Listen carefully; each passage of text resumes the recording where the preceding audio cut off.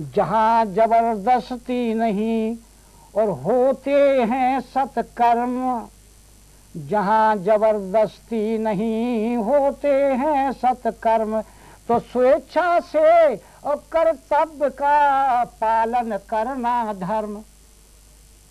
ये दूसरी बात मैंने कही कि स्वेच्छा से अपने कर्तव्यों का पालन, वहाँ कोई जबरदस्ती नहीं होती है, बस वही धर्म है, वही धर्म है।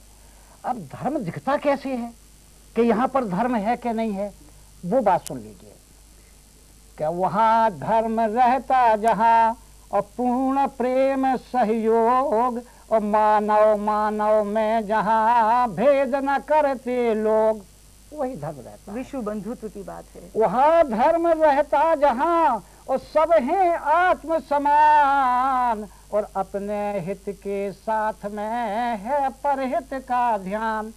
ये दूसरी बात। वहाँ धर्म रहता जहाँ सबका स्वार्थ समाए, और भूख से ना कोई मरे कोई अधिक न खाए। वहाँ धर्म रहता जहाँ आनंदी संसार, और गली गली घर घर जहाँ छलक रहा हो प्यार। ये ऐसा दिखे तो समझो कि सचमुच धर्म है, और अगर ये नहीं दिखता है तो फिर समझ लीजिए कि धर्म का आडंबर है लेकिन धर्म तो नहीं है। बिल्कुल ठीक कह रहे हैं आप। तो ये इतना अच्छा कार्य आप इस समाज के द्वारा कर रहे हैं, तो किस तरह से ये बात आप समाज तक पहुंचाते हैं, लोगों तक पहुंचाते हैं? हम लोग ललितपुर में भी हमने एक सत समाज की सोसाइटी बनाई है, और हम लोग जगह जगह जाकर के और वहाँ पर आयोजन करते हैं। कभी कभी 3-3 दिन के कैंप करते हैं, और वहाँ हम समझाते हैं। तो जो मैंने आपको बताए थे उन्हीं की मैं थोड़ी सी समीक्षा कर दूं कि सबसे पहली बात तो मैं विवेक की कहता हूँ। अगर विवेक आ जाए तो बाकी सूत्रों की जरूरत ही नहीं है।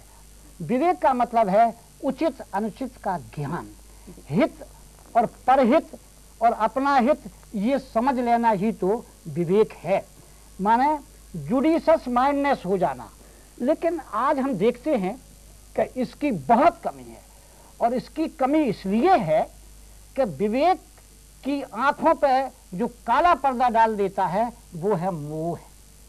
आदमी अपने संस्कार से जिस धर्म में पैदा होता है उसका उसे मोह हो जाता है। जब मोह हो जाता है तो मोही मन क्या कर सके, और सत्य विचार, और यदि विद्वत्ता भी मिली तो दिमाग का भार। अगर वो विद्वान भी हो जाएगा तो वही पृष्ठ पेषण करेगा, वो प्रगति नहीं दिखा सकता है। अब ये मोह दो तरह का होता है। पहला मोह होता है अपनेपन का मोह, जो अपना है वही सच्चा। विवेकी कहता है जो सच्चा है वो अपना, और मोही कहता है जो अपना है वो सच्चा। तो स्वत्व मोह के राज्य में, स्वत्व मोह के राज्य में, और गरज रहा अभिमान, और मानव के आकार में, और जगत बना शैतान। ये जो स्वत्व मोही होता है ये इतना अहंकारी, हम बड़े, हमारा धर्म बड़ा, और नारे लगाता है, और दूसरा स्वत्व मोही और इससे झगड़ा हो जाता है। यही स्वत्व मोह जो है ये मोह का ये पहला भेद है, स्वत्व मोही। दूसरा मोह जो होता है इसका रूप है काल मोह। काल मोही क्या करता है कि ये मान के चलता है कि आज आपके आदमी, आप क्या हमें बताएंगे नई बातें। प्राचीन काल में तो कैसे कैसे विद्वान हो चुके, और जिन्होंने हमें शास्त्र दे दिए, और उनकी बात को छोड़ करके हम तुम्हारी क्या बात माने। ये काल मोही होते हैं। तो काल मोह के राज्य में और वृथा हुए विद्वान। काल मोही तो विद्वानों को व्यर्थ ही कर देता है। आप कितने ही विद्वान हो जाएं लेकिन वो तो कहेगा पहले अच्छे थे। तो काल मोह के राज्य में और वृथा हुए विद्वान, और मानव के आकार में और बोल रहा है वान।